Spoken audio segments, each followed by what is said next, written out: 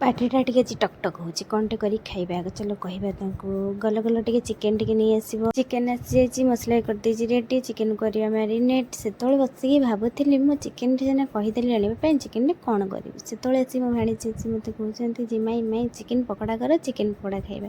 ମୁଁ କହିଲି ହଉ ଠିକ୍ ଅଛି ଚିକେନ୍ ପକୋଡ଼ା ଟିକେ କରିଦେବା ଖାଇବ ଆଉ। ଦେଖୁନା ସିଏ ଆସିକି ଦୌଡ଼ିକି ମାଇଁ ଚିକେନ୍ ପକୋଡ଼ା ହେଲାଣି ନା ମୋତେ ଭୋକ ଲାଗିଲାଣି ଜୋରେ କେତେବେଳେ କରିକି ମୋତେ ଦେବ। କହିଲି ଦଉଛି ସରିଲାଣି। ପିଙ୍କି ଏପଟେ ବସିକି ଚିକେନ୍ ପକୋଡ଼ା ଛାଣୁଛନ୍ତି ମୁଁ ବସି କ୍ୟାମେରା ଧରି ଭିଡ଼ିଓ କରୁଛି। ଚିକେନ୍ ପକୋଡ଼ା ଆମର ହେଇଗଲାଣି। ଏବେ ଦେବା ତାକୁ ବାହାର କରି। ମୁଁ ତାଙ୍କୁ ଛାଣିକି ଦେବା କଥା ନା ସିଏ କିନ୍ତୁ ମୋତେ ଛାଣିକି ଦେଉଛନ୍ତି।